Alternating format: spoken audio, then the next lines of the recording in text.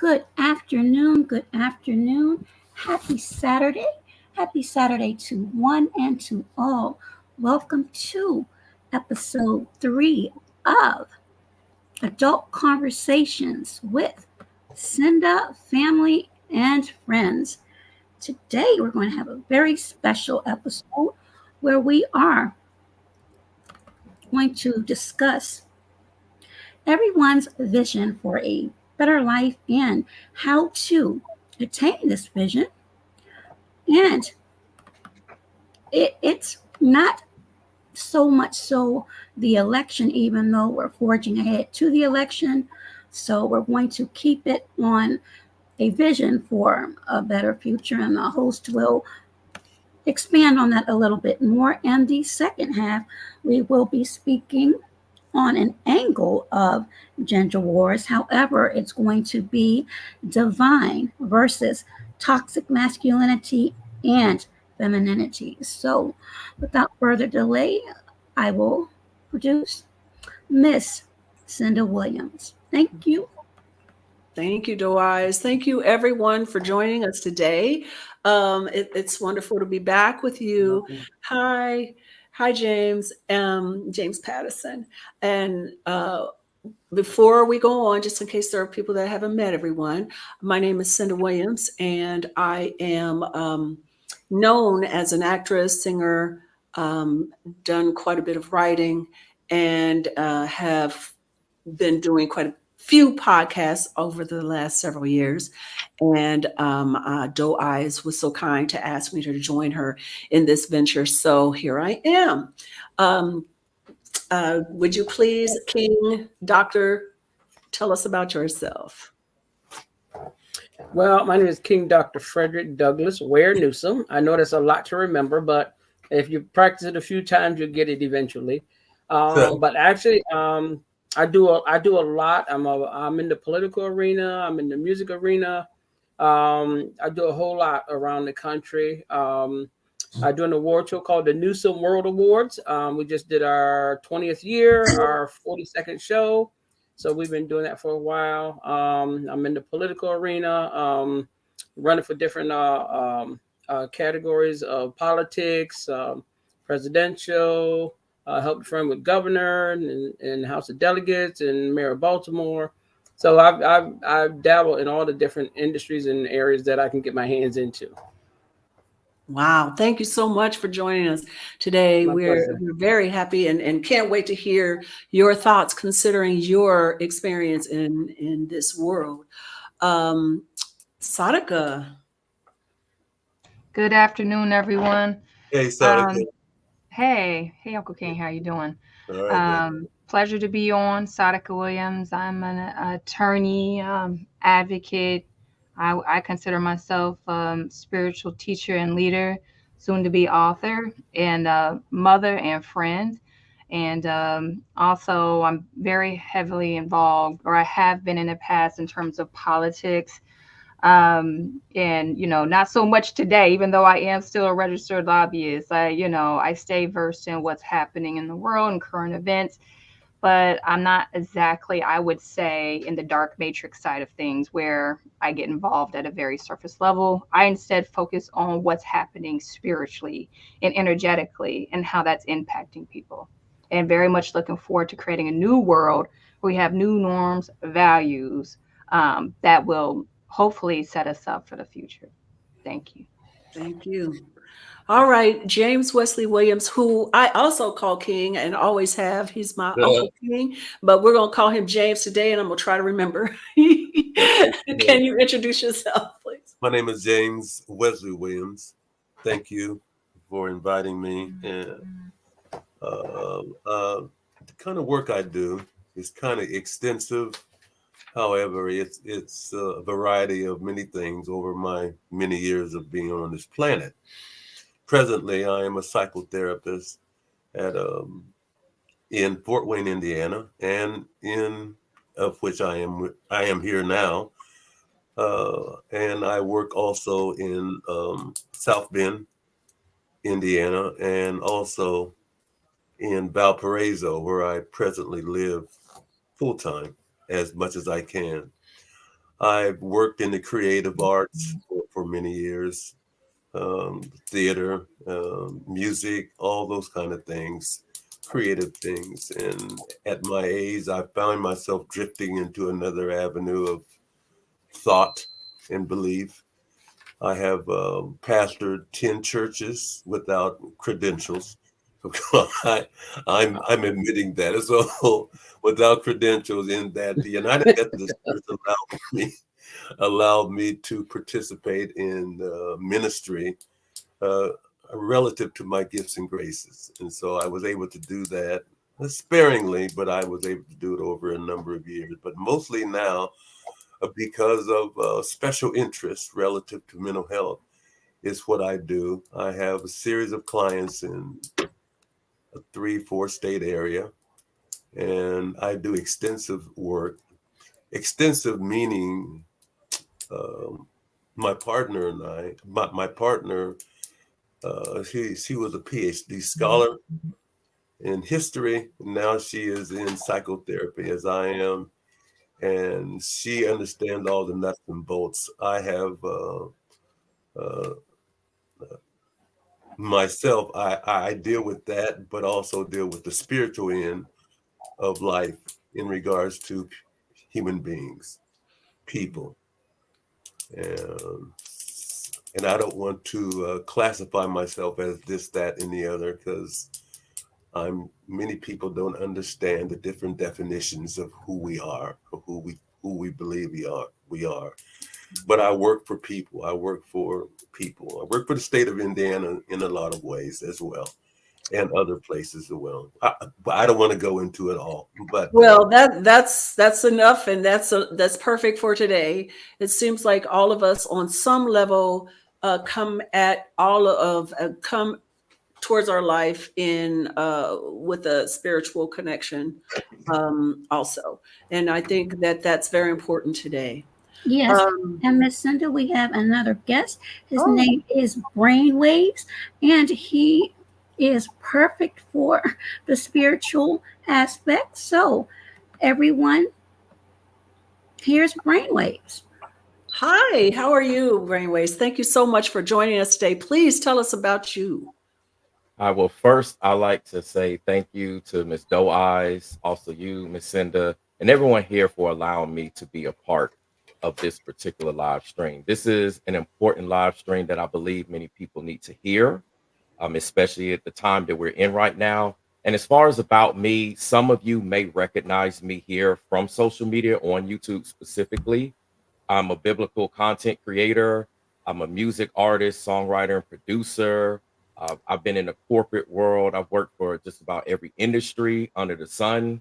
I've also ran my own businesses, including what I have right now on my YouTube channel. I've been in ministry where I've had sermons, preached at the pulpit. I've done youth ministry, street ministry. Uh, I've been in a lot of different areas. I'm currently working in the education system as well, in the public safety sector. So I help to keep everyone safe. And I'm just glad to be here. So I'm somewhat of a jack of all trades. Thank you. Thank you so much for joining us. I'm really excited to hear everybody's ideas. And just for your information, I'm going to kind of play a little bit more of a moderator role, because we have such expertise here on this panel. I don't want to get bogged down with too many opinions myself. I want to hear your opinions about what we can do. We're starting in this hour on our vision for a better government and a better world for us all. And King Dr. Frederick Douglass Ware Newsom, I want to hear from you first, since you are in politics. I would love to hear your thoughts within, let's say, no more than 5 minutes, so everybody can have a chance to have a say. Is he there? Dr. Newsom? Oh, there. He looks frozen to me. I think he's frozen. Ah, of course. Okay. All right. While we wait for Dr. Newsom, Sadaka, since you've had quite a bit to do with politics, can you start us off? Are we talking about the U.S.? Or are we talking about world first? I think we should start with the U.S. since that's where we all are. Yeah, I think it comes down to a very simple principle for me when it comes to the role of government, which is actually conveying a benefit to the people. Doing certain duties for the people that a country is supposed to serve. And I would say at this point in time, most people don't know what is what when it comes to government.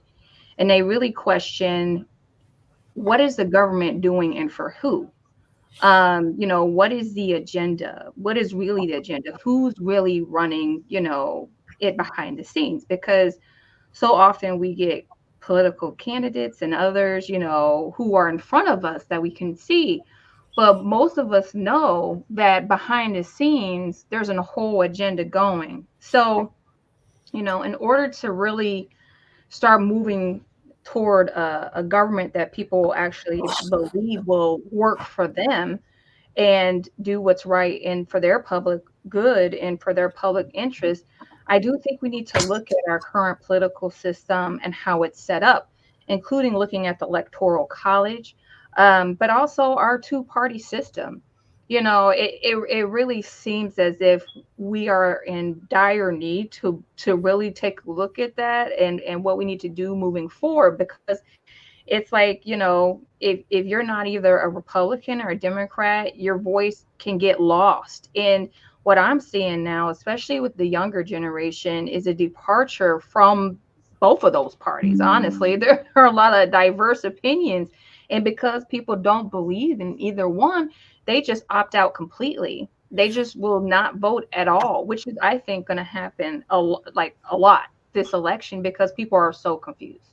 So that's like where I would say just even a first step would be is looking at the electoral college, but also looking at this two-party system for our government and really trying to understand, if that's working. And then let's not even talk about the Supreme Court, which is absolutely a shame. I remember meeting Justice Sotomayor, at least 12 years ago.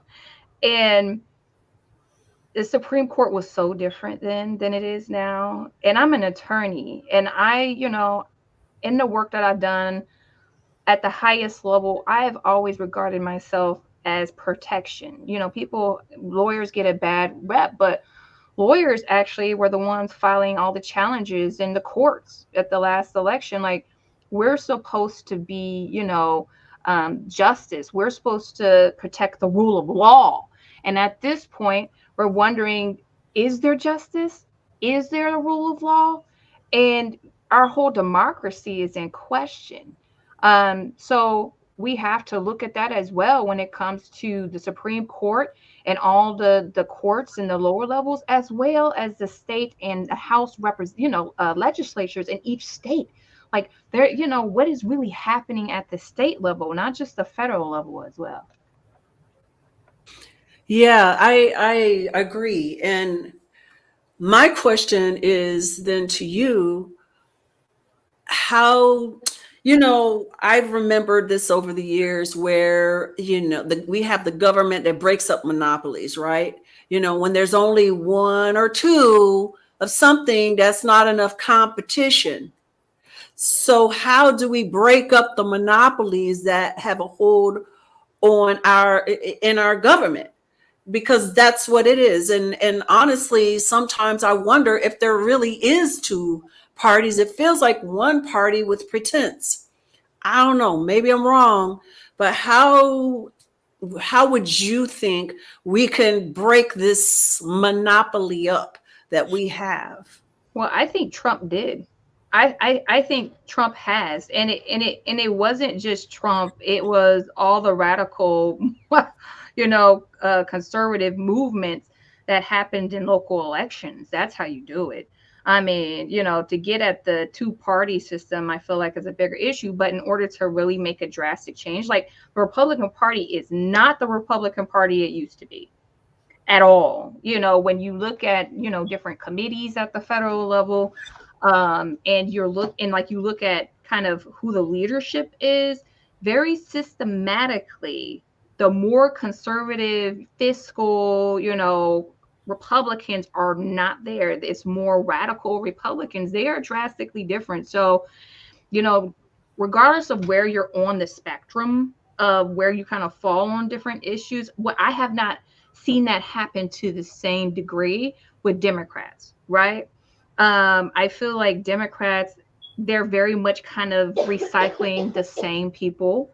Um, there is no real diversity. Everyone has a playbook. Everyone falls in line of the Democratic Party. You know, if someone gets endorsed, they just follow, you know, follow the lead. But there is no, you know, at the local election level, that's the same movement that the very radical conservatives took.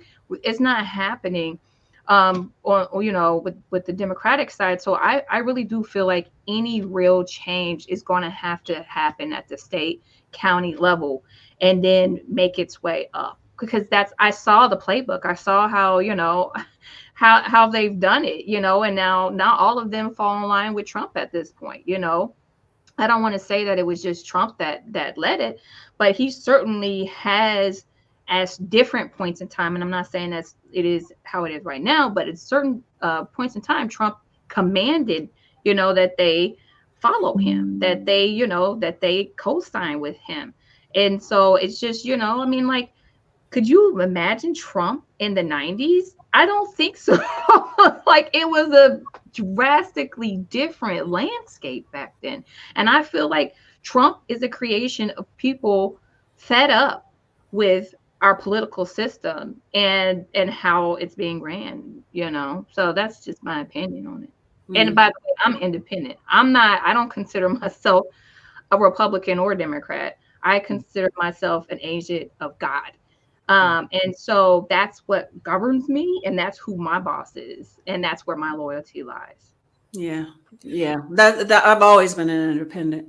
Because there are things about both that always there were problems, and then there were positives about both at the parties, and so I've never really called myself one or the other. James Patterson says, I completely agree. This Republican Party is more about power than helping other Americans. I'm not sure if that's what she's saying, but maybe, yeah. So I would love to hear from Brainwaves on your thoughts, at least, because this is a big subject matter and a very little amount of time to try to really get it. But if you could give us your opinions about what could possibly take us in a better direction, appreciate that. Absolutely. One of the good things about what has been taking place politically over, I would even say the past year, just even the past couple of months, it has gotten the attention of the people. There were times of past where a lot of people wouldn't get involved with politics. It wouldn't come up in conversations unless you were actually in that particular arena. And so things took place. And what we're seeing is that was the establishment that was laid out with both parties. We had one side, Democratic, Republican, even the independent party. We had all of those established, and people just let it do what it does. But now people are realizing that there's ramifications for that. And so we have seen an increase of people getting involved at the high level.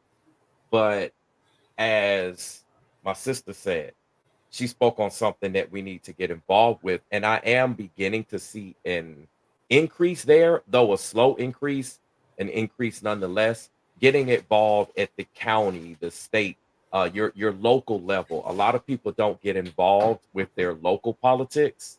They get involved at the presidential level. It's Trump, it's Kamala, you know, Biden, whatever. And that does play a part. That is a role that we should function in, but that's not the sole role. And so this shakeup is what I like to call it, needed to take place, and it will continue to take place because there's some things we need to iron out. As already mentioned, we're seeing the Republican Party is not what it once was. Some people are still loyal to it. We're currently seeing some particular, I'll just say people in general, jumping ship, so to speak. You have people flip flopping. And then we also see the Democratic Party just kind of hunkering down. Well, the same rhetoric, the same narratives, same effort, same agendas. And people are tired of the same, but yet they're in a predicament because they look at the Republican Party and they say, well, wait a minute, this is changing. Well, I like this, but then I don't like that. And what I'm seeing is you're finding an increase of somewhat of an independent mindset amongst people. They're beginning to see this shift. They want this change, but in order to have that change, they have to step away, so to speak, from politics. So it's kind of almost a hypocritical, ironic thing where they need to get involved, but then they need to step away. And it's a part of both because we haven't stepped away to actually reflect on what we need to do. Most people have avoided this scenario, but now they're being confronted with it and they haven't actually taken that time to think long term. Most people are just thinking on the now. Who's going to be president now? Once I make that decision, that's it. I'm good. I can sit back and relax. All is well. And we all know that's not the case. We all know there's a lot of work that needs to be done regardless.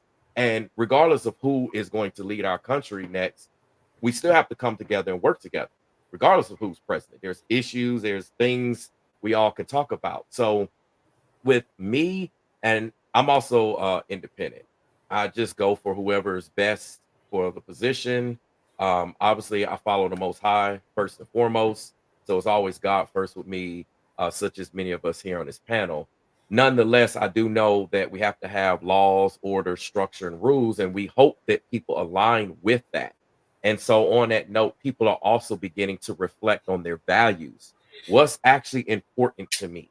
Am I willing to forego some particular points to go for this candidate or go for this party or go into this direction as opposed to other things? And it's a good start. It's going to be uh, a rough scenario of sorts, in my personal opinion, for the next couple of years, regardless of who's president, because again, people are just now thinking about this impacts me.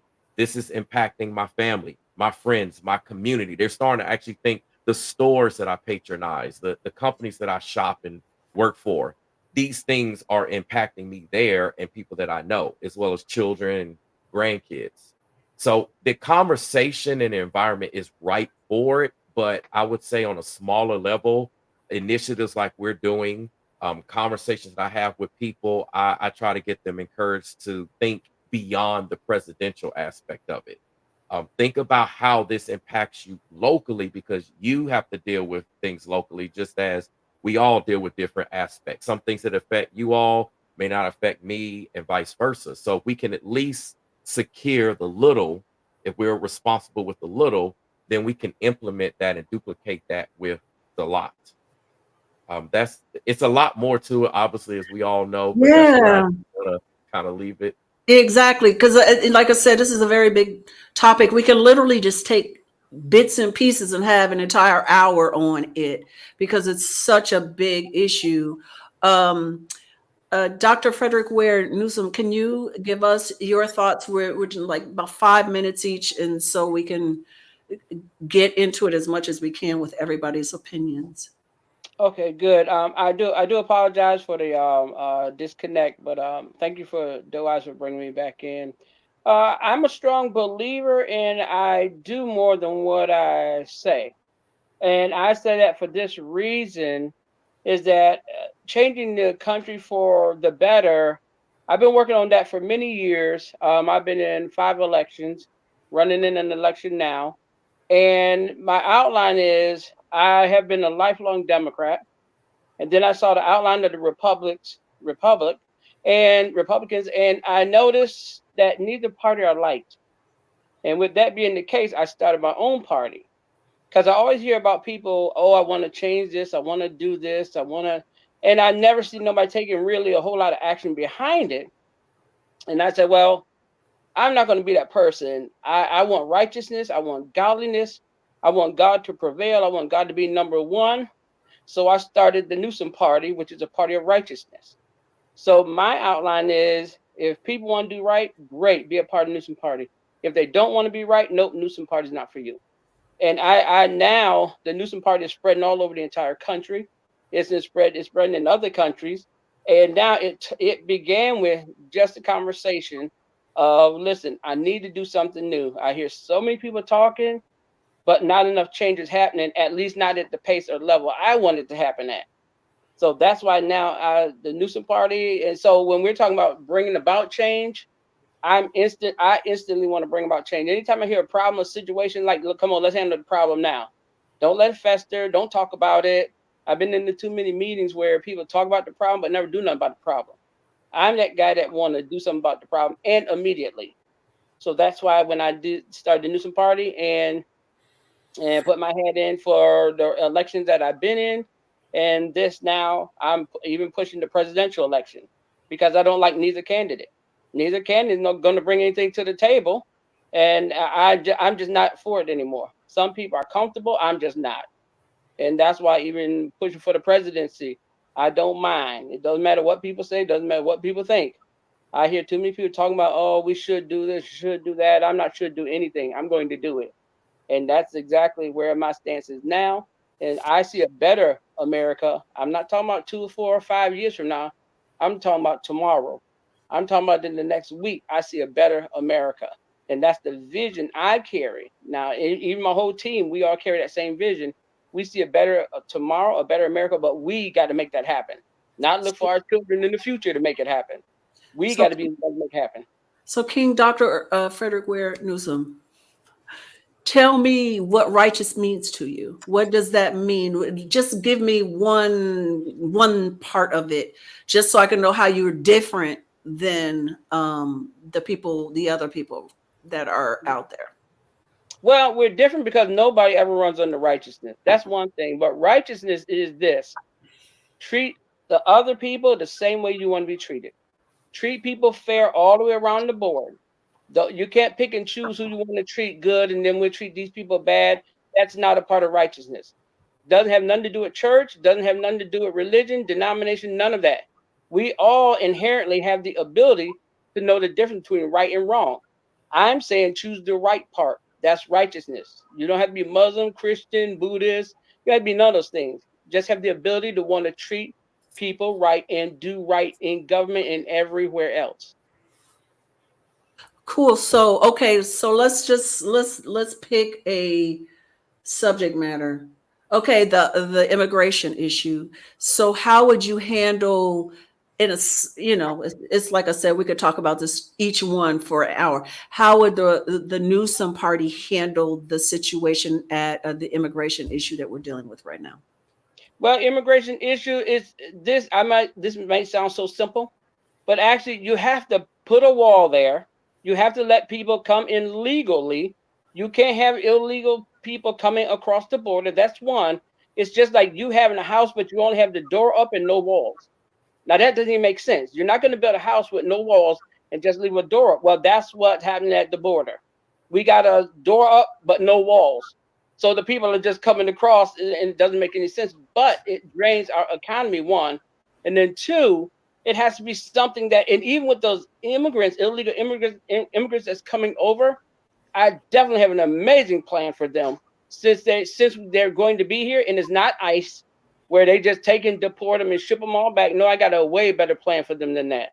So, but you definitely got to have a wall up and have them come over here legally. It's okay. Cool. Thank you.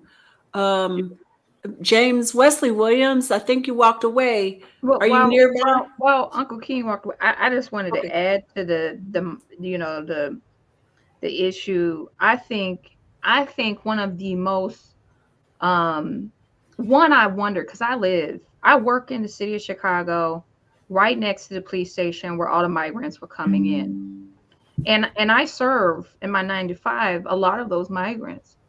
And I wondered why they let so many people in and then sent them to the communities that were already resource strapped, like Chicago. where you have homeless people and other people who really, really needed those resources. I felt as if it was creating a situation to set people against people. And sure enough, like in Chicago, and I'm sure in other areas, it's always the migrants this, the migrants that, and it's like villainizing them. But we are not talking about how millions have been lost. The kids have been lost from the migrants. No one is talking about where did the kids go that they let in the country and separated from their parents? Where did their children go? So when we're hearing about sex trafficking and organ trafficking and all of this stuff that's happening, and it seems to be that there is a nefarious plot on all these kids, I think and so I'm just talking to the doctor here, since you're doing this work, I think that's something that needs to be looked at and investigated, in terms of why was that allowed to happen? Because I agree with what you're saying, for your platform, but like that is something I believe has not been paid attention to. What happened? And this was with Trump too, right? This was with Trump too. It carried over. It happened with him. And then they continue to allow people to come across the border after that. And all these kids are missing now. So I just wanted to put that out there too. So when we talk about I'm an agent for the Most High God, that's the kind of stuff I'm looking at. Like, what is going on the ground? I'm sick of being lied to. I'm not dumb. I feel like it's a big play. Oh, we're going to do that. We're going to say this nice speech. We're going to do this. And it's all distraction. It's all chaos. And I feel like we're getting at a point, and that's why when we talk about banning TikTok, why do you want to ban TikTok?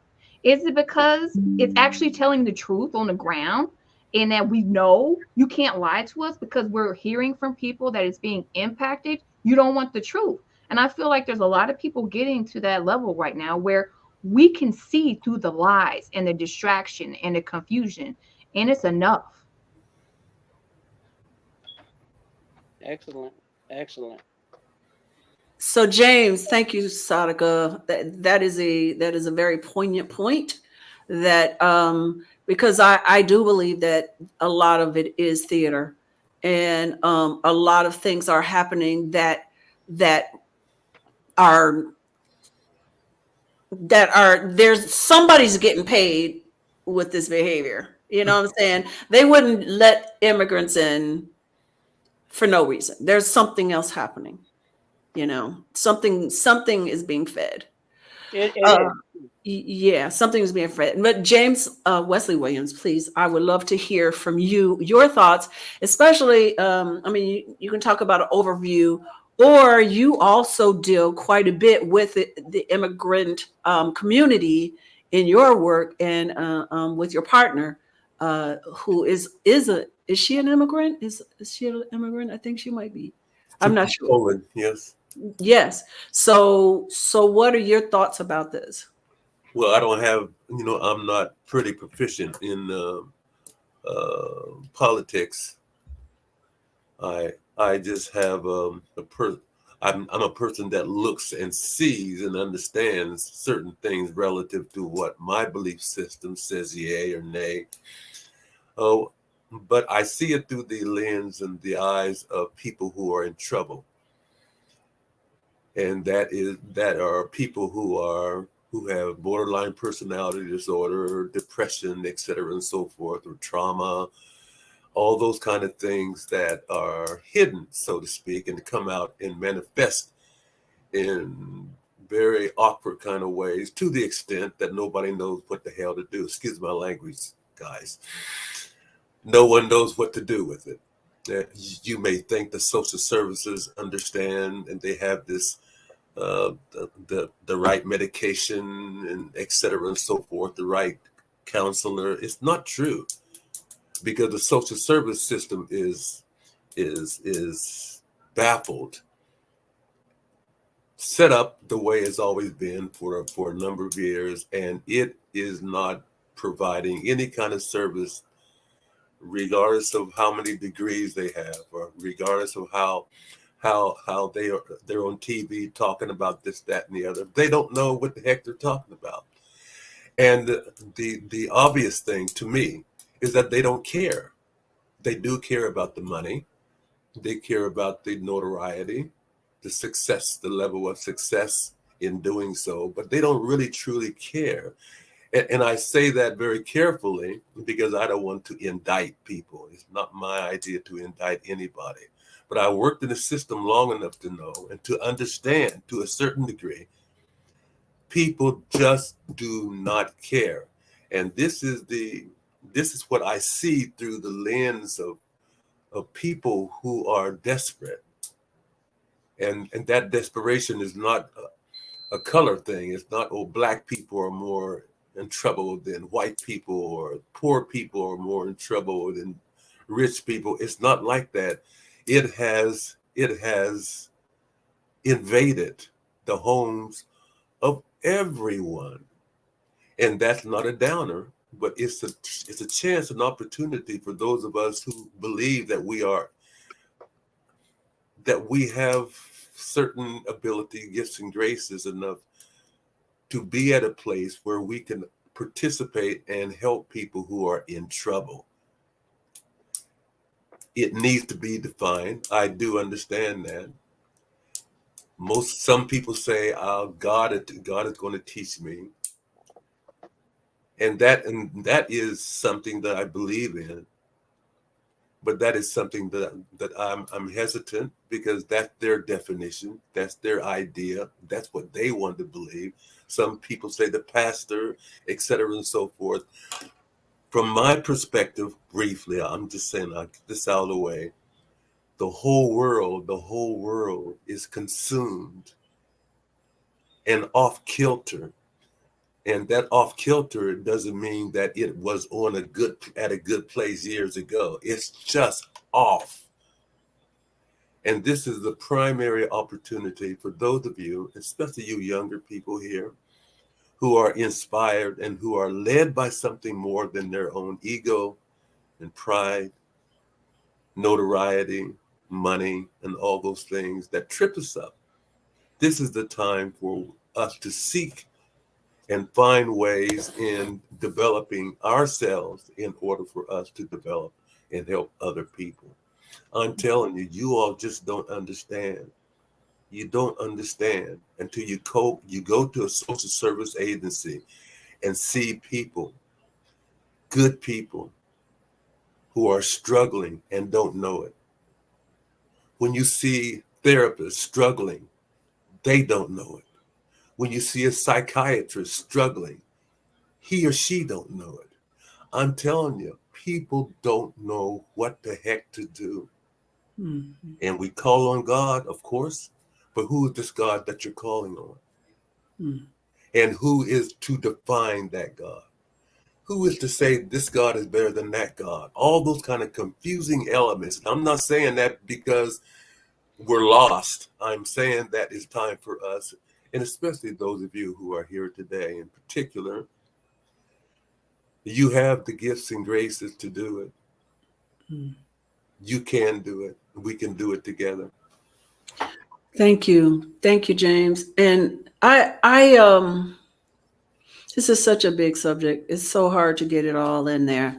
I really would love, Doe Eyes, if you could share with us some of your thoughts, because you sent me your feelings and you kind of give an overview of what you would like to see. Do you mind sharing that with us? Would you say that again, Will? That was for Doe Eyes. Oh, I'm sorry. No problem. Doe Eyes, you there? I'm here. I'm just making sure that I'm getting everybody's comments and okay. So would you mind if I read some of what you said, Doe Eyes? No, I can state it unless you wanted to. No, you do it. Go for it. No, basically I stated that my vision for a better future for all is transparency. I hear many people on many platforms use that word. I'll just say the T word, transparency, but what does that really mean? And for me, also, I need, for my own personal reasons, and perhaps some that may be on this platform, more talk, more conversations, more action as it relates to health, not only here, but abroad, because we have so many people from abroad who live here and are suffering with many issues, where we know that many people of color were suffering from, I'll just say, conditions at a exponential, disparaging degree. And I participate in fundraisers year after year after year, and all of this money is raised, but still there's no cure. There's no, I'll just say, condition specific drug as of yet. So to me, that's an issue. I would like to see more action done on. Hope to eradicate hopelessness, poverty, impoverished areas. We've heard about gentrification. I forgot the name of the movie, but Lawrence Fishburne played in it, and he spoke up. That's the first time, actually, that I ever heard about gentrification. Those of you who may be in the DC area, as I am, we've seen that now. It's happening in Baltimore. Dr. Newsom, you should know about that. Understanding the apathetic attitudes we have to life, and to provide the blueprints to show the success stories. How to attain this? I would think more conversations such as this, and they're not comfortable. They may be hurtful to some, but they need to be had. Protecting the planet, going green, clean energy. I mean, I could talk for days and days. We can't do that, but I think one of the most important things, and Brainwaves mentioned it, and Dr. Newsom mentioned it, trust in our international associates, because whether we want to believe it or not, they're here. So we have to try to bridge that gap in some sort of trust. If not, we're going to be on the brink of, I'm not going to say it, but we all can pretty much figure it out, something very unfortunate. And those are my thoughts. Yes, Boys in the Hood, Mr. Patterson, thank you. And that's my thought. Thank you, Doise. So there, like I said, there's so many different places, but I think what Sadaka said in the very beginning is basically what everyone has said. It's got to be people centered. Whatever we do has got to be about starting from a place of loving people, and not loving corporations, loving money, loving power. It's got to be people centric. And right now, I don't see that in any political party. I don't see that in the leadership. So as you said, Brainwaves, it's starting from where we are in our local, starting in our homes, and then into our communities, and then into our local politics, and then the state, and then et cetera, et cetera, et cetera. I don't think that we can depend on the highs to help us, unless we get a Dr. Frederick Ware Newsom in there, because that is not the agenda. The agenda is staying in power, staying in the cash, and staying, it's not about the people. A lot of words are spewed about the people, but very little action is taken for the people. Right. And I was having a discussion, a debate with someone today, and he was talking about, he said during the last administration, this last administration, how much, and back into the old Obama days, how there was so many, like, for instance, the Chinese that had been mistreated during the COVID thing. And then all of the gender, or not gender, the homosexuality, whatever I can't remember the letters, the changes that were made. Well, when are the changes going to be made for people that are living on the streets? When are changes going to be made for people that can't afford to buy groceries? When are the changes going to be made so that we're not living hand to mouth and paycheck to paycheck? And I think that has to begin at home, and we all have to be active. As I think Brainwave said, we can't just wait on them. We have to do it. The doctor said that we have to do instead of just say. This is a great platform to start talking about it, but then next steps are, what are we going to do about it? And King Dr. Frederick Douglass, Ware Newsom, said he's doing something about it, right? He is doing something about it. And I think it might be, maybe I can't do that because I don't have the means, and my expertise lies somewhere else. But then the next step is, okay, well, how, doctor, do I help you? What can I do in my position as an artist or as a person that has different platforms where I can reach different people? That is how we start doing it. Yeah. You know, how does Sadaka, this brilliant, lawyer and advocate and spiritual leader, help you? How do we help each other? Because oftentimes we seem to be at odds instead of working together. And I think a lot of what's happening in our world right now are forces that are dark forces that are trying to keep us separate, that are trying to keep us from unifying. We can't do anything without unifying and working together. And for me, that is where we have to start. We have to start with a plan that may or may not change, and things might change, but somebody's got to start, and then we have to help each other get there.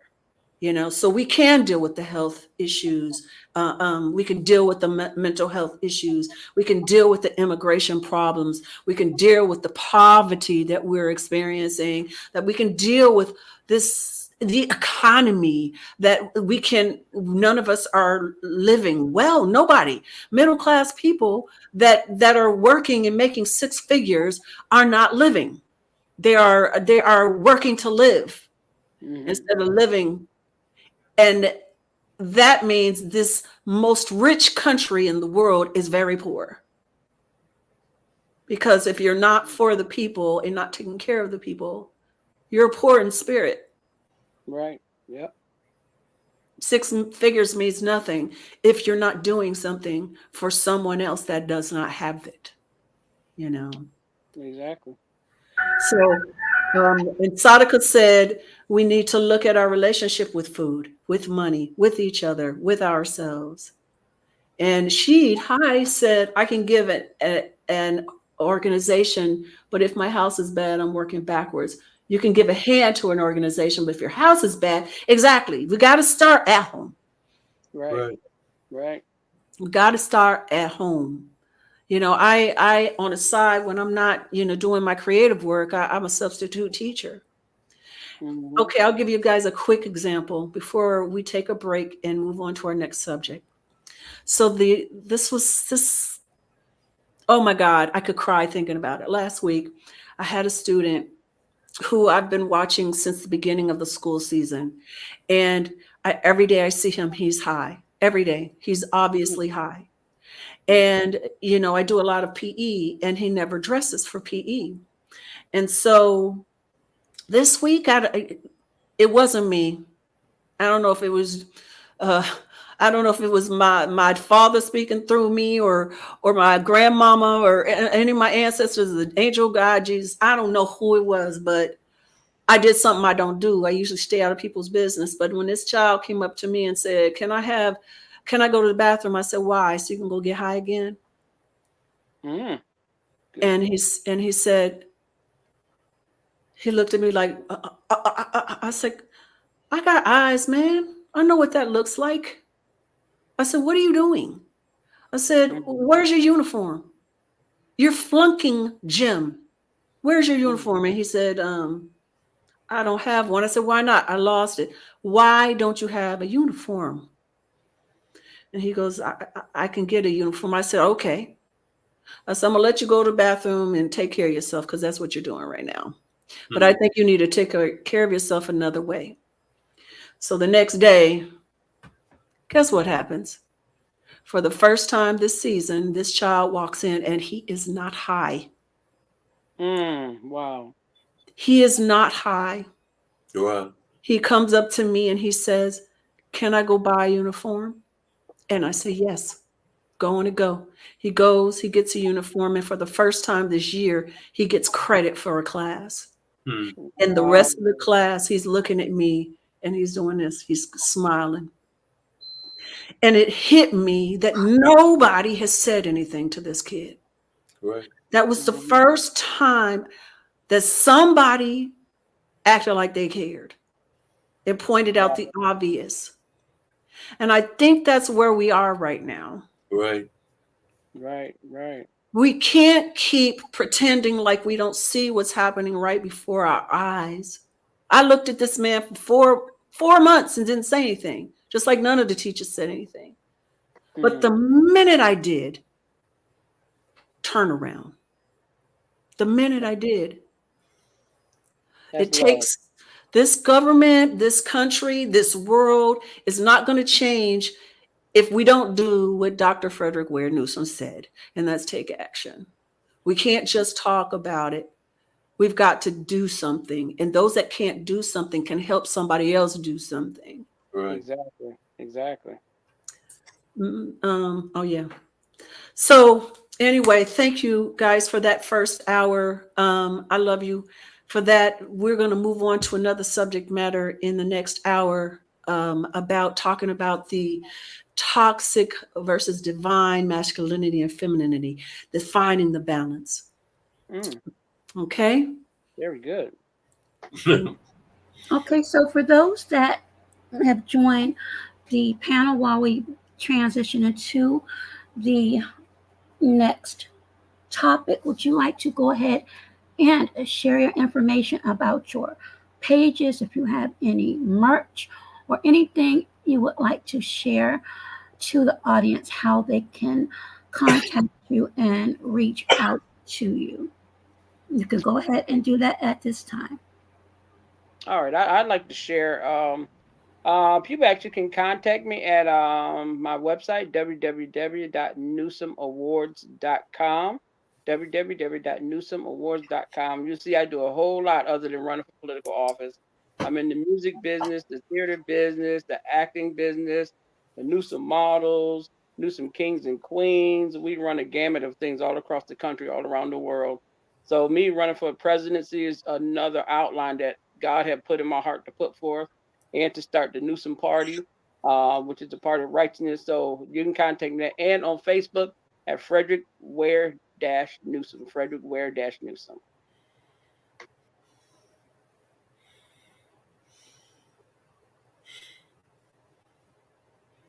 Thank you. Brainwaves, you want to tell us how we can support you? Absolutely.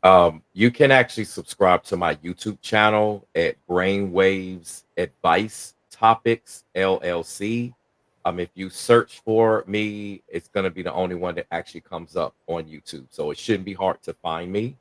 I also am a life coach as well. And you can find me as far as that, music, and a few other ventures at Brainwaves Truth. The word Brainwaves, as in my name, and the word truth, TRUTH.com. I'm also on social media if you want to contact me on most of the popular meta platforms. My name is Brainwaves. So it's not hard to, if you just type my name in the Google search, you'll find all of my platforms, me on Apple Music, everything that I'm on, it'll come up on that search. So that's what I generally recommend. Just typing my name in Google. Thank you so much. Saudi Rose. Thank you. You can find me on most social media, on YouTube. It's pretty much there on the screen, but I'm at the Most High's Baby Girl, TMHS Baby Girl, all one word. I'm on TikTok and YouTube, and on Instagram, I'm La Leona Benita.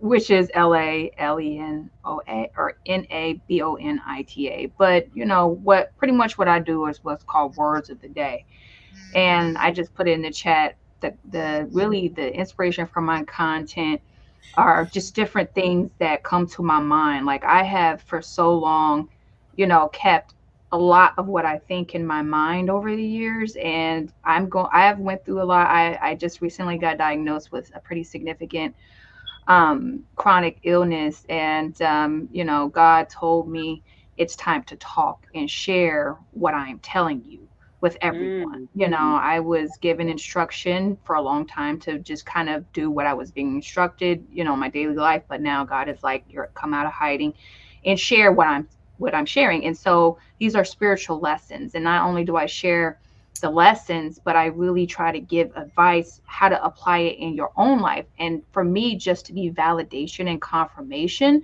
but then for people to use their relationship with the Most High God and their intuition to then, learn how to apply it to their lives. So that's what my page or my channels are all about, are kind of spiritual lessons and how to navigate through everyday life with yourself and your own family. Thank you. Thank you. And I am a listener. She gives great advice and helps me all the time. James, for those of you who would like to contact me and my friend, my lady friend, we're at Numa. You can get me off of Facebook, or you can contact me, James Williams, on Facebook. And we work nationally and internationally. So we're working with Ukraine now, and we're working also with Kiev in the Soviet Union. And what we do, we help other psychotherapy deal with the issues of war. And for those of you who would like to contact us, we're available NUMA.com. thank Good. Thank you. So I do a few things. I'm actually working with somebody now. They're like, you got too much going on. You need to bring it all under one brand, Cynda Williams, and stop confusing people. So I do I do my little walk talks. I call them meditations with Cynda Williams and Showbiz Sin, which is advice about work life and all that kind of stuff. Not just entertainment, but beyond. And my meditations are just things that I'm thinking through that I think maybe can help people. I do a live show on Instagram every Thursday at 5 p.m. Central. And it's leaning into mental health, self-help, self-love, because just trying to help people get through the day-to-day, and the community is growing immensely. So that's really great. And I would love to have anybody on this panel to join me on that show. I think you could be very helpful to people and reach a different audience. And then I have a book, Please Don't Be Offended, all you beautifully spiritual people, but it's called Pink Panty Confessions. You can buy it wherever books are sold. It has nothing to do with underwear. It's my self-help memoir, essays and poetry. Yeah. And that's it for now. Yeah, right, no eyes. So I have to always tell everybody it's not the draws. Come on, Jesus. Gotta let them know. You gotta let them know. Gotta let 'em know. So yes, that's what I'm up to. All right, Toe Eyes, back to you. Okay, Will.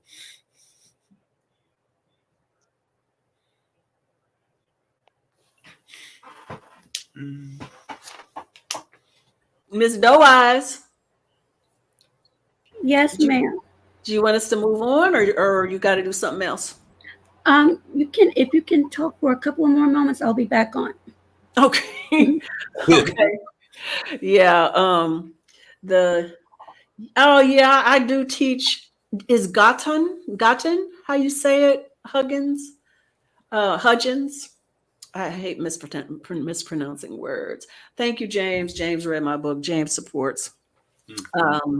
But Yeah, I think this next topic that we're going to move in has a lot to do with what we're going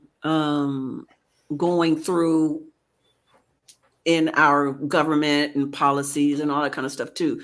This imbalance that's happening with the masculine, feminine. I think we're in balance.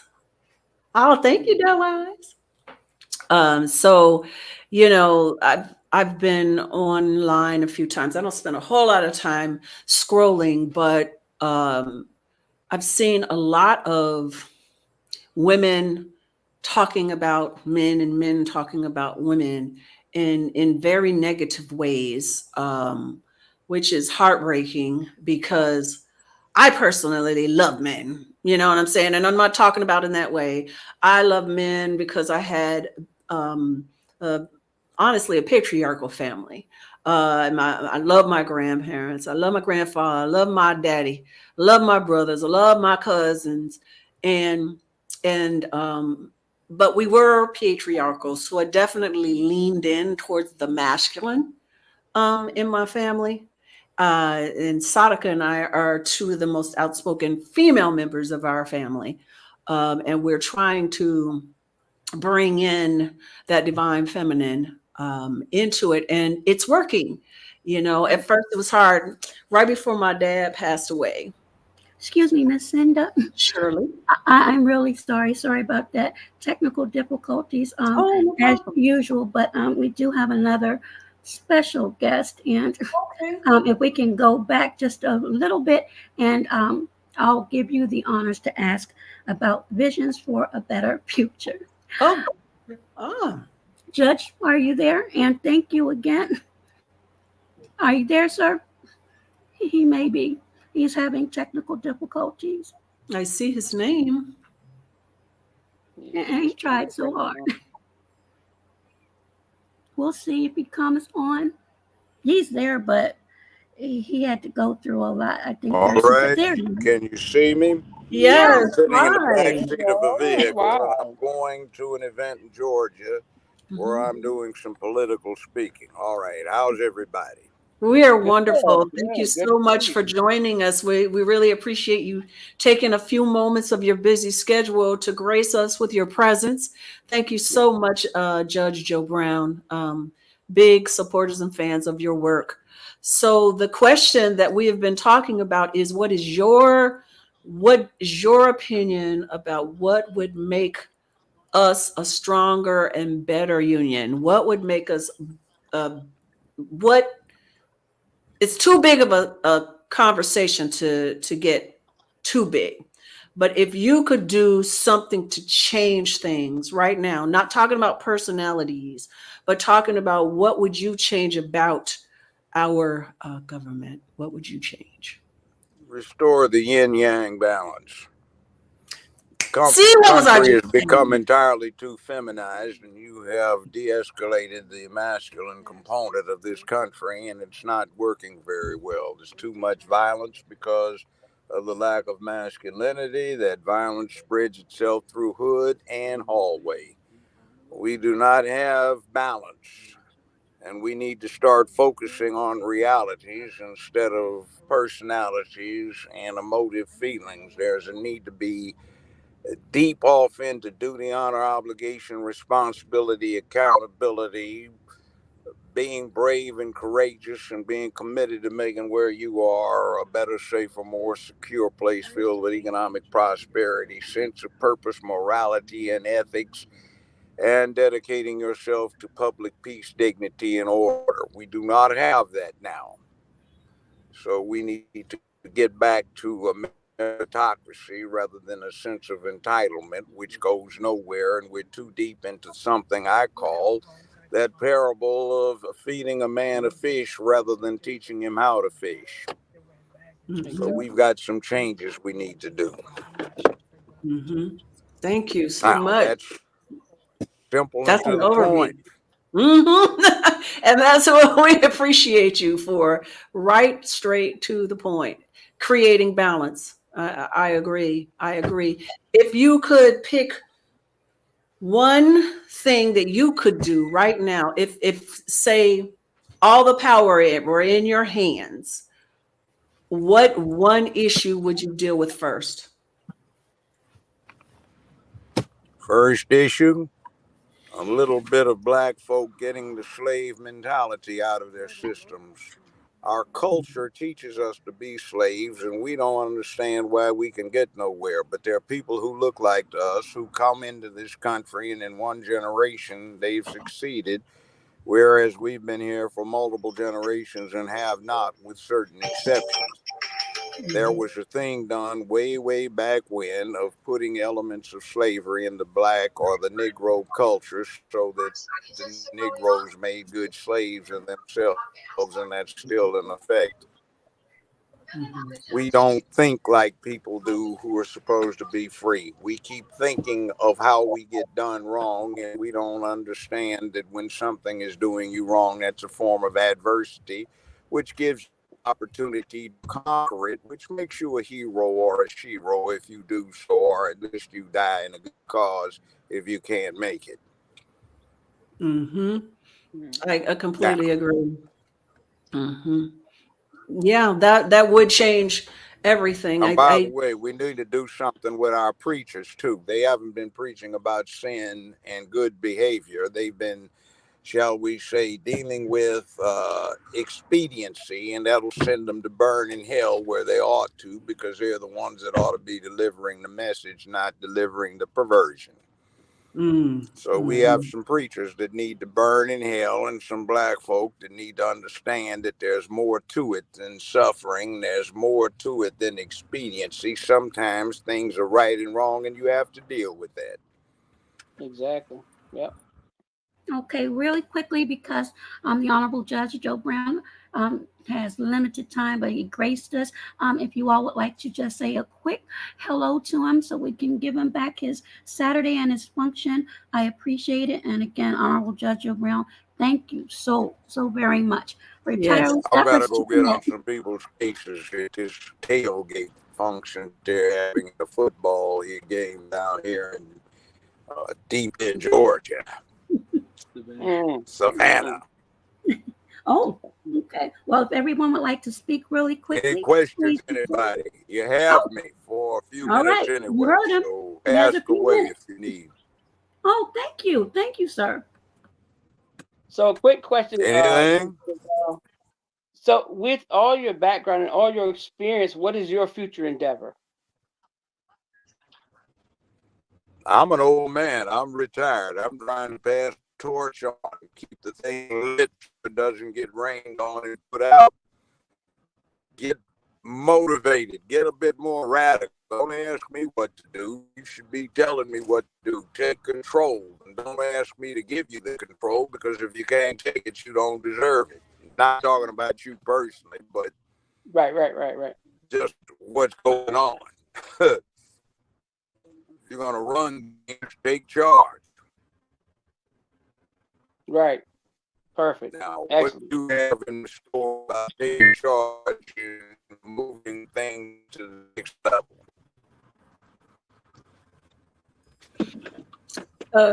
Judge, Honorable Anybody? Judge. Well, we kind of missed what you said. It broke up a little bit. Brainwaves, do you have a question for Honorable Judge Joe Brown? Let me say this.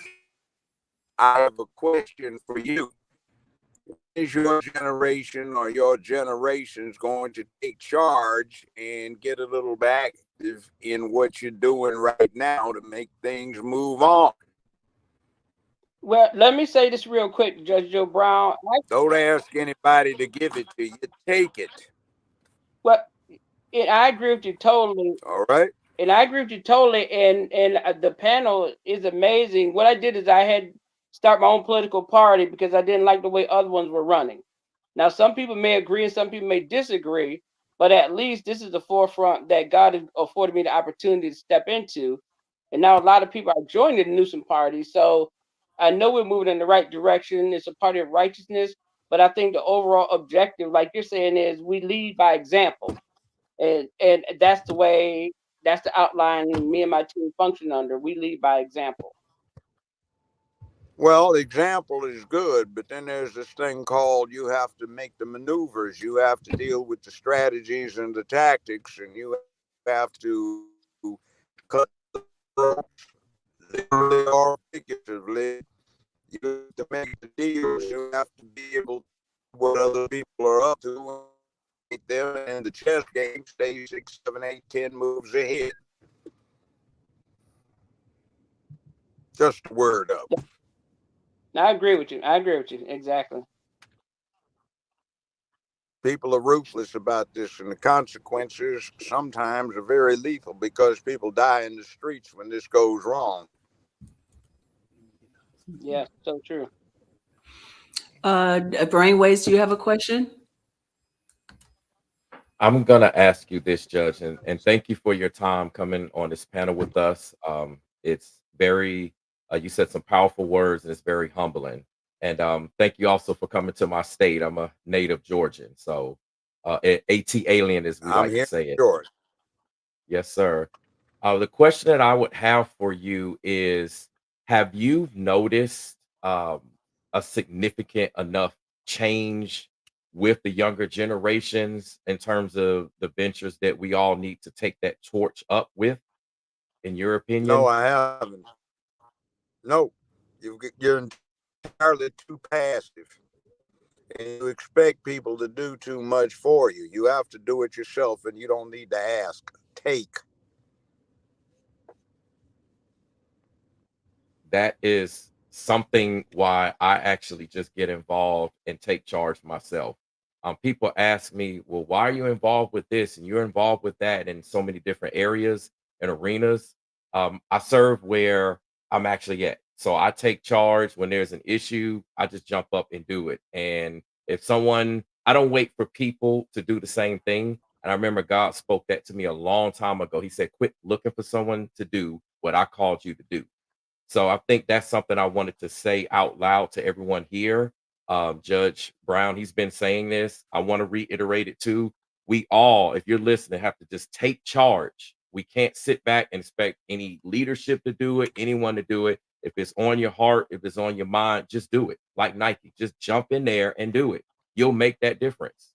That's what Judge is talking And about. on the national level, we have no leadership at the moment. Locally, we do have some prospective leaders. You, all of you, may be in that cadre that needs to develop itself. We do not have it on a national level. Nowhere. So there's a complete power vacuum. We have people that look like us nominally in control, but they're not doing anything because they come from a background where they were peaceful and safe. They were reasonable. They did not do anything outside of the ordinary.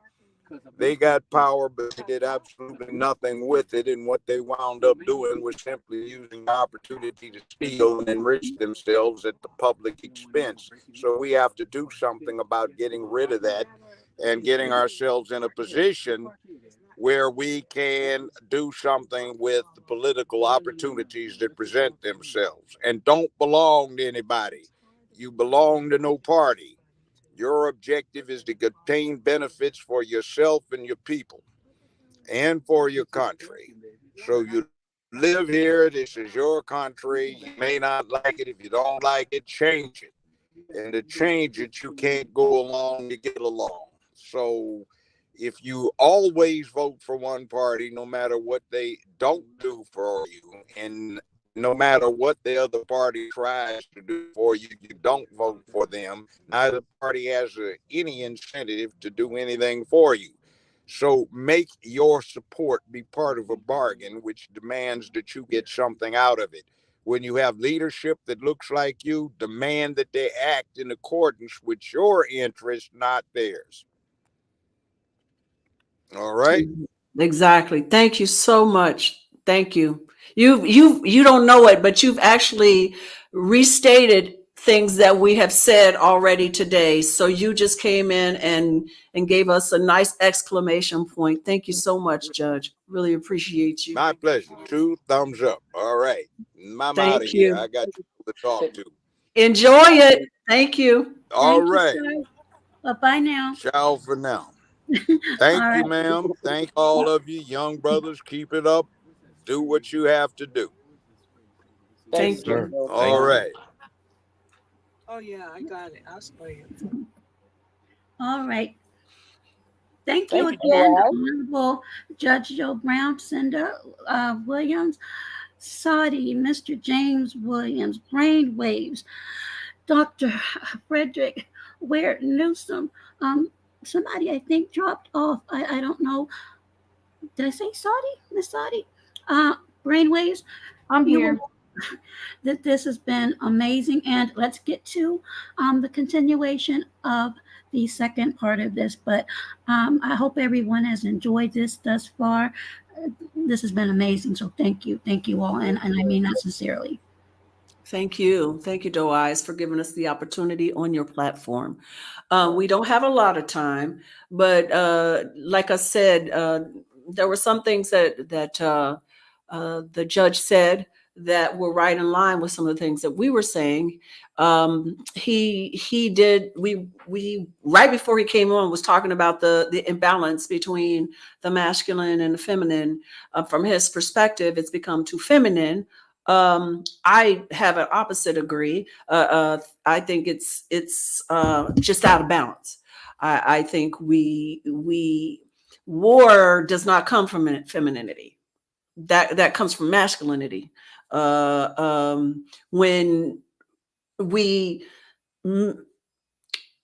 it's like we skew the protectionism, right? You know, masculine, and I'm not saying man, the masculine is about protection, about honoring, about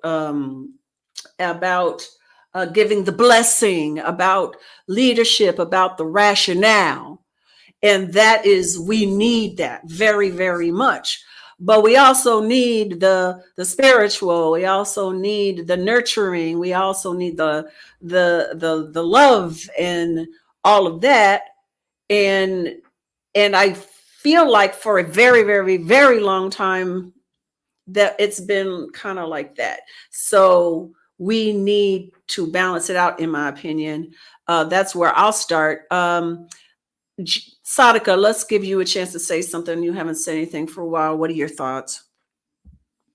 Yeah, I think I'm not even going to touch the election because I don't want to talk about either one of the people running for office. Mhm. I'm just going to say that to Mhm. start off, because I feel like um, getting to this issue is actually, I think, one of the most important things that we can actually do to make a change within ourselves and our homes, because balancing the masculine and the feminine individually, spiritually, is a real battle that we have. And then when we talk about the dynamics between a man and a woman, man, woman, child, God, woman, man, it is very important that we start first with ourselves, because if we're out of balance with the masculine and feminine within ourselves, then we're definitely going to be out of balance when it comes to another, either a man or a woman in a relationship. Because what people don't understand is that we have a masculine and feminine side to each one of us. And especially it becomes magnified when we start talking about people, vulnerable communities, Black and brown families who have been traumatized historically. And I feel like intentionally engineered, and I see it today in the music with what's going on too. When we're talking about the feminine now, it's all these songs targeting Black men, and in the past it was all these songs targeting Black women, right? And so there really does have to be a balance, because I feel like, especially with Black men, it's like, to be vulnerable is a weakness. Showing feelings and being soft has been viewed as a weakness, because they have to take charge, they have to do something, they have to protect their family, they have to do all of these things and be super rational. But a woman has to feel safe in order to really let a man lead her. And if they don't feel safe, And if they don't feel that comfort and that softness, then they're not going to be vulnerable. And you're going to have the gender war. You're going to have a woman fighting to maintain her household, because if the man, for example, I'm just giving an example, is drinking and doing all kinds of crazy stuff in the home, destabilizing the entire house, the woman is going to rise up. And even worse, like historically, one thing that came to my mind was, just because our ancestors and our family used to do it doesn't mean that we should be still doing it. Historically, on the flip of that, where men haven't been allowed to be vulnerable and soft and express themselves, on the flip of that, in terms of Black women, I think about my grandmother and my ancestors. Women have been forced to just suck it up and never talk about how they feel. They've been forced to be hard. They give extra. They go above and beyond, and they do it, and they just do it. They didn't say nothing, but they suffer in silence. That is what's been happening to a lot of women, especially older women. And when I hear today people saying, oh, well, my grandma, she did it and she never complained. Well, she might have needed to say something if she actually thought somebody was going to hear her, if someone was actually going to listen to her. So we have to really talk about the trauma side of this too. We don't have enough time. This is really, like, we could do a show. I think we should do a show just on this issue because it's so significant. And now we see all these feminized men. I'm so sick of it, where you have men who are like out of alignment on the feminine side, where they want women to take care of them. They want women to, pretty much provide for them. And then they don't want to do anything. And they actually nag like how women would historically do. So we really got to get it, in balance, because our children are being impacted by it. Our young men and the young women are getting impacted. So I know I took up a lot of time, but I really feel strongly about this, because I feel like if we don't have it at home with our parents, then it will translate to our children, and it will keep passing on, and they will never be able to have healthy relationships as long as it's off balance within themselves and at home. I just want to say one thing before I hand it off to you, to Dr. Frederick Ware Newsom. Something I heard yesterday, I was like, oh my gosh, this is so true. They said women that raise men without the father figure in the home, the healthy balance of both, then creates these things. And then the woman, the female child without the masculine and the feminine, it's so important to have healthy in us all. It's so it's cyclical, these issues, it's cyclical. I mean, I am admitting it. I was out of balance myself when it comes to the masculine and feminine, because I was raised by a strong father. And so I was raised to be hard and take charge and do everything. And so it was really hard for me to learn how to soften up, like Sadaka said, to allow a man to shine in his masculinity. So it's cyclical. It's from one generation to the next, to the next, to the next. I want a man to pay the bills sometime, or part of them at least, and to make me feel like I'm protected and taken care of.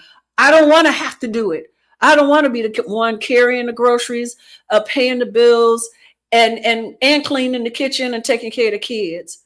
And while I take care of him as if he's my child, because he didn't have that from his parents. So I don't blame men. I don't blame women. I think it's an ongoing pattern that began with people of color back in slavery, and then really came into play when back in the 60s and 70s, we were becoming wealthy. Black people were becoming wealthy because of our skills. We were plumbers, we were electricians, we were all of these things, and that was not appreciated nor liked. So they started taking those jobs. They started taking those jobs away and giving them to other immigrants that were coming from Europe's side. And so our men lost their way to provide, but yet the women were pushed to work. So it's like, it's very cyclical, and it's something we got to recognize, I think, to change. You know, instead of blaming each other and fighting each other, we have to find a way to talk to each other and change it. So Dr. Frederick Douglass, what do you think? Well, I think, and both of you got excellent points, and I do think there's a balance, but I think the queen has to understand her role and the king has to understand his role.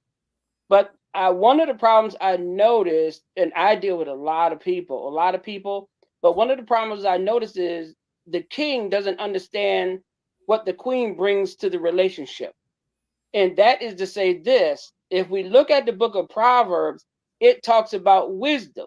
Well, everybody reads that book and says, oh, wisdom. But one part I think everybody missed in that book is that wisdom is a female or a, oh, don't call me now. Don't call me now. Hold on, somebody trying to call me. Hold on, sorry. That's okay. That's okay. So people miss that wisdom is a female. Now, let me take it back to the beginning real quick. The Bible says, in the beginning, God created the heaven and the earth. That's not the important part. The important part is the earth was void and without form. Listen to me real good. God created the heaven and the earth, but the earth was void and without form. Now, when did it get its shape? When did it get its dressing, its fixture? Well, you got to pick that up in the book of Proverbs. When wisdom says, when the Almighty began to create and he brought me forth, that's when God began to dress up the world. So the woman, the queen, has to understand she's a queen. She has a certain purpose. The kings don't understand that yet. So when I talk about the Newsom kings and the Newsom queens, I let the queens understand how their queendoms work, and I let the kings understand how their kingdoms work. And when they have that relationship, I teach them how to respect each other, but on a worldwide level, not just in your home, not just here, that everywhere. When they walk as queens, they walk as kings. So now, and when I teach them, when they run for political office, this is how you do it as a queen. This is how you do it as a king. You are always in charge, you're always in control, but always know your position. Our men, black men, and I'm just focused on black men, is that we don't know how to respect our queens. So I'd rather call you a B or this or that, other than what God made you to be. Now, when you're talking about breaking down the family and the relationship, because I've never learned to respect you. If I never learned to respect you, how am I going to treat you with respect? That's why our men feel accomplished. If he said, oh, that woman there, she ain't no good, or she's just this and she's that, he feels a kind of a sense of badge of honor because he said that around his boys. He doesn't realize God put that queen there because she is wisdom. That's why most of us men can't do anything without a queen, without a woman. Any man that says he can do it without a woman is a bald-faced lie. Impossible. He had to get the knowledge, the wisdom, the know-how, the wherewithal from a woman somewhere in his life. He just won't tell you that story. Me, God has given me the wisdom. Even running in this race, I had to get a black queen to join me as my running mate. I could have got a guy. I could have got another individual. Nope, I had to get a black queen because this is the first time in the existence of the universe a black man and a black woman have ran for the highest position, two highest positions in the country, and under my own political party. That has never happened in the existence of the universe. But I teach the Newsom queens how to be queens, and I teach the kings how to be kings and how to respect each other. None of them can come to each other without respect, or they would have to answer to me. And there's about 300, 350 of them around the country and around the world. But they have to come with that respect and that dignity and honor. They're not allowed, no king in the Newsom king is not allowed to disrespect any queen, or they will have to deal with me. And they definitely don't want to deal with me. So the queens, like Sadi said, the queens are protected. You will not approach one of these queens, and I know about it. I promise you're going to have problems. I guarantee you 10 billion% you're going to have problems. And definitely if you touch one, you're going to have way more problems than what you can imagine. That's how I protect these queens, and the other kings protect these queens. Yes, you're exactly right. The queens have to feel protected. Yes, yes. Thank you so much. James, do you have any thoughts about this specifically? You're muted. You're muted. Yeah. Doe Eyes, can you unmute him? There you go. There you go. Okay. Thank you. Very interesting conversation, very interesting thoughts in regards to this subject. I may agree on a predominance of what you're saying, but I disagree on some aspects of it. That doesn't make me right and you wrong, or vice versa. However, I believe that in my opinion, to just narrow it down, I have a tendency to say a lot. Narrow it down. I believe that every human being born on this planet, whether we like that person or not, whether it's male or female, is born with a specific reason and was born out of love, not out of anyone's emphasis, anyone else's priority, or the way to do things, the way not to do things. I believe that every man have within himself this jewel of the Nile that God provides for each man, whether they're rich, poor, black, white, or whatever, whether they're born in Africa or whether they're born in Georgia. In my opinion, it doesn't make any difference. And these are the things that we kind of fail to pay attention to. We fall into a genre of these people are supposed to do this and these people are supposed to do that. Then you're falling into definition. Definition is what I think. Definition is based upon a human decision. We are very special human beings here on this planet. And our definition falls within the auspices of something bigger than ourselves, something as beautiful as a star in the sky. And that's where we seek to find within ourselves as relates to who we are to love, how we're to love, what woman, what man, what boy, what girl. It's in you. God didn't make you for nothing, nor did he make you to subscribe to someone else's perceptions and belief systems, etc., and so forth. He made you to prescribe to a God that is above and beyond our thoughts and our emotions and our feelings. It doesn't make us wrong. It's not a right and wrong thing. It's what do you seek within yourself that is already there. I believe the Spirit of God is within each one of you, regardless of if your wife act wrong or regardless if the guy act wrong. I don't know about that, because wrong is relative to each one of us. We do wrong because that's our choice. But I do believe that within the auspices of our countenance, who we are as human beings, the answer lies within us. And that answer is not as hard as we perceive it to be in discovering how are we going to work within the power of a community of love relative to man, woman, relative to our children, relative to how to raise them, etc., and so forth. I do agree that we all have our positions, but our position is not dictated by any specific person. It's dictated by the power of the Holy Spirit.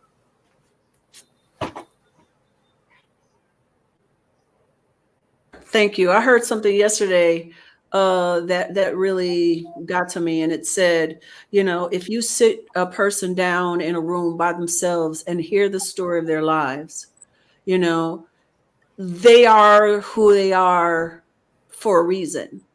And to me, you know, especially when it comes to men and women and the angst that's happening, it's because we don't know who we are and no one wants to listen. No one wants to say, let me take myself out of this and my own perceptions and my walk and get to know this person, because once I do, I will understand them. But instead we're generalizing. You know, men don't do this, men don't do that, women don't do this, and women don't do that, and blah, blah, blah, blah, instead of communicating, talking to each other, understanding each other. You know, people are the way they are, you know, for a reason. Like, for instance, quickly, before I ask Brainwaves to give us his quick thoughts, because we are getting down to the nitty gritty and I really want to hear them. You are a single human being. We're all one, but we're all single, unique human beings with individual experiences. I might have a little bit more force and strength, and I'm protective than the next lady. You know what I mean? But I might, if I'm lucky, meet the right person that we fit together exactly if we communicate and understand each other. And I think that's where we're breaking down. We're not doing that. We're shaming, blaming, and saying you're wrong, this is wrong, that's wrong, instead of understanding each other. Please, Brainwaves, tell us your thoughts. We have, if you can make it like 8 minutes or so, and then we can start wrapping it up. Absolutely. I'll make it less than that. And this is a subject that I do agree with Sana, because she mentioned it first about us doing a follow-up on this. This is another huge subject that it just can't be concise in this one live panel. You mentioned it, Miss Cynda. You touched on it about communication. We're not listening. As a whole, when I say we, not anyone here specifically, but as a whole, we're not listening. We're not listening to the Father. We're not listening to what we believe the natural order, regardless of your faith or lack thereof. No one's following that. No one's listening to any particular ideals in society.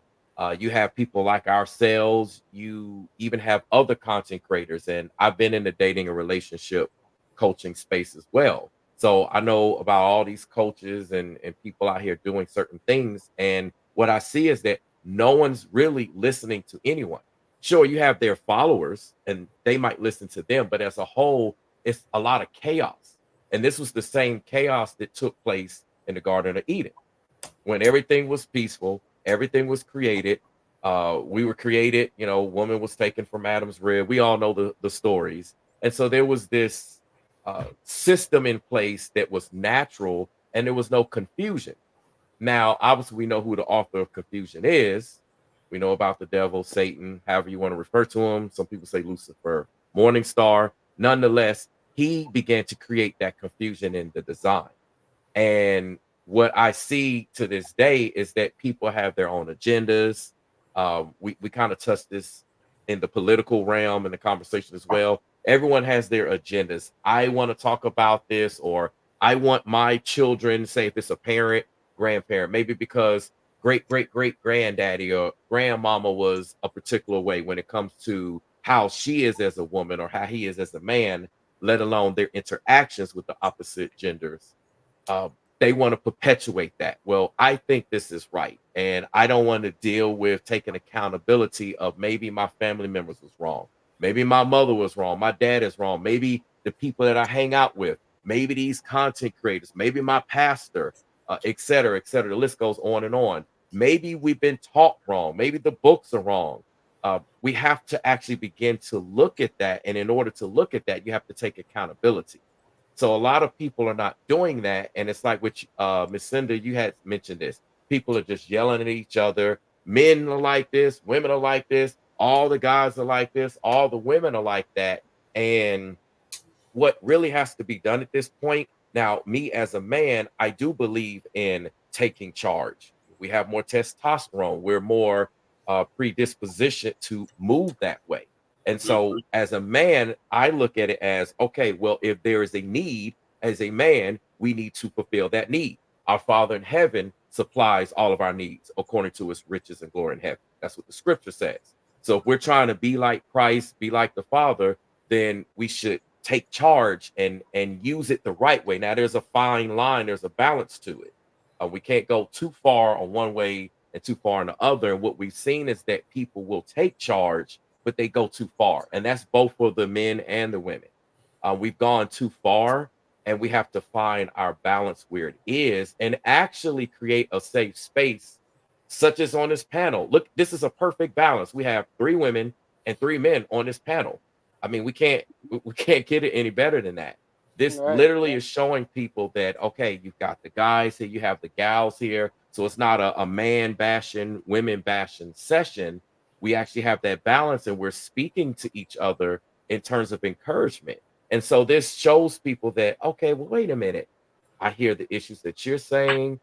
I hear the issues that he's saying, vice versa, however we want to go at it. And it allows us to create that balance. Maybe I need to take a little bit of this or give a little bit more. And that's something that we have to look inside to do. People have become so selfish that they only want to take, and not serve. And again, that's an example that the Father set. That's one of the reasons why I personally like to serve. I like to serve right there in the heart of the areas in society and my community that we need it the most. You don't see a lot of men in the school system. That's why I'm there. I love making that example. Being there for the women. It's a lot of single moms, as we all know, in the education system, whether they're employed or they're the parent or grandparent.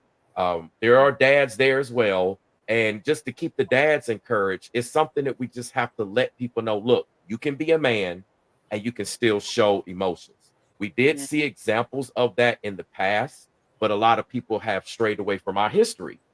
Even outside of our own culture and our own community, if you look at there, you will see the men that we believe that are masculine men show emotion. We know that it's okay for women to show emotion, but it's okay for men to show their emotion. You just have a sect that has said, well, you can't show emotion. That's a sign of weakness. You're not a man. You have to move this way. And we need to get out of those man-made mindsets, as James Williams had mentioned. Some man, or meaning mankind, not a gender, has told us this is how we have to behave. We need to get back to how our Father told us, and it's in us, and it's in us as children.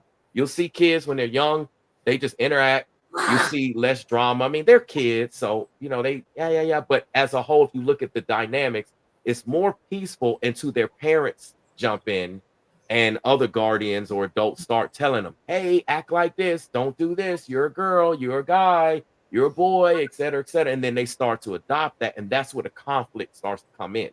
So we have to push all of that out and just allow a safe place to say, hey, I'm flawed, you're flawed. Some of us had mentioned that we all have things to work on, no matter how good it may appear in society. We just, hey, I got to work on things. Let's work on things together. Let's not make this an individual journey. Let's make this a together thing. That's what's going to get us to where we need to be. That's how the Father created us, to all be together. And whether we like it or not, again, that's politics, working out different groups of people in society, just to make a long story short. So we have to find some type of way. We got to work with women. We're going to have to procreate with women, men, vice versa. We pass each other. We have to deal with each other. We're in households, communities, etc. So we got to find a way to do it. And I think the best way to do it is showing people here. We're creating a safe space to, let's just talk about it. No judgment. Let's work on it. And let's actually care. Let's show that we care about working on it so that we can get there. Thank you. Thank you so much. And I agree. I was thinking about, when I do these little meditations, I think about wordplay usually, what words really mean. I don't like to say, you disrespected me, because it comes across as a confrontational, and there's no winning that fight. But if we consideration is different. We don't consider each other. Consideration equals considering what someone else experienced, what someone else feels, what someone else knows, what someone else believes and perceives. When we can find a way to be considerate of each other, then we will find a way to work together, I believe. And I think that we've done that today. Doai says, if anyone wants to put together a broadcast on this topic, perhaps nobody is listening. Let me know. Nobody is listening. Okay. Girl, you the boss. You the boss. And I want to say thank you to Doe Eyes for giving us this platform to get together and have meaningful conversations. We don't always agree, but we are considerate of each other. And I have heard everything everyone has had to say, and I am so appreciative of you spending a couple of hours on your Saturday to spend with me. James, do you have any last parting words within 10 seconds?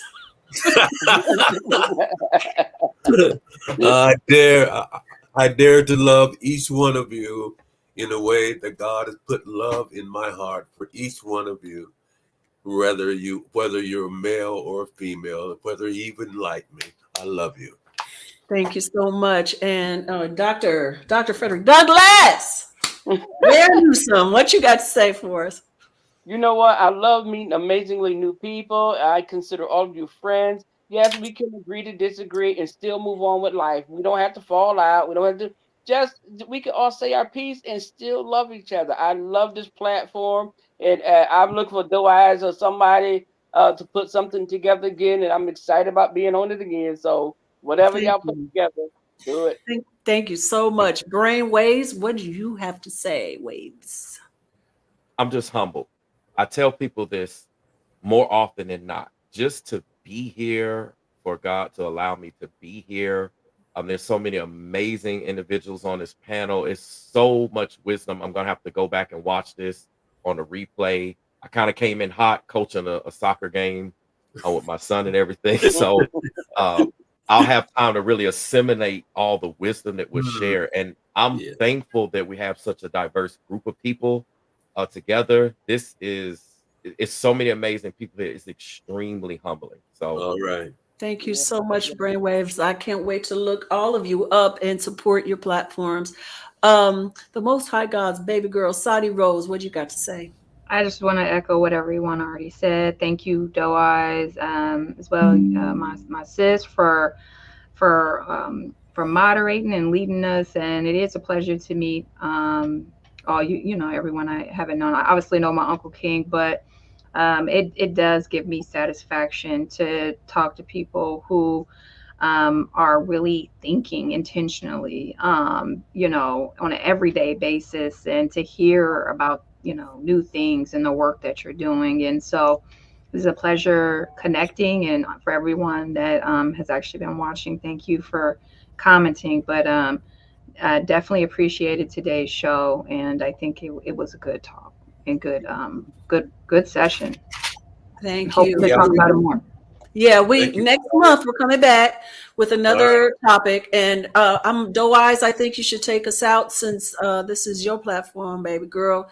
You got any thing you want to say? Other than thanking everyone for taking their time, for those that believed in this vision when I didn't. Today, to me, again, a couple of people came in that I didn't expect, and I am truly blessed because they added just the way I knew that they would. So I just hope that, of course, I would like for more, but if one person gleans something positive that they can incorporate and foster in their lives, and I think it's a win-win for everyone. And I hope that this can continue. Thank you. Thank you so much. We love you all, and we look forward to seeing you again next month. And thank you again, Brainwaves and Dr. Frederick Ware Newsome for joining us. Cindy. Thank you. See y'all next month. Peace. Bye. Bye, everyone.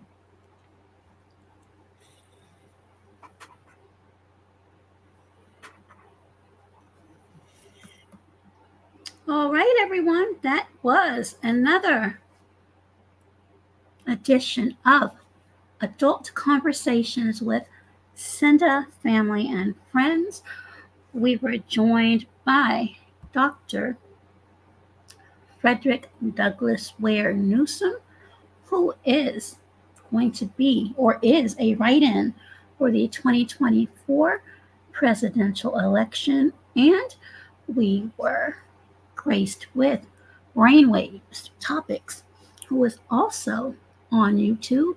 His information I'll make sure is in the chat. And a surprise visit from the Honorable Judge Joe Brown. Those of you that have been following me know that he's been on this platform many times, but if you've been watching some of the larger platforms, he just did a powerful interview with Candace Owens.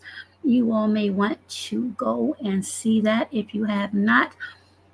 Took time out while he was actually on the way to another function. So he has been in high demand. So to have him to jump on even for a short time was certainly a blessing and honor and also favor. So again, thank you to everyone that tuned in. And to those who may catch the replay, I'm sure that you will find something that you can resonate with. And with that, enjoy the remainder of your day. And as always, be safe, be well, and be healthier. Until next time, bye-bye for now.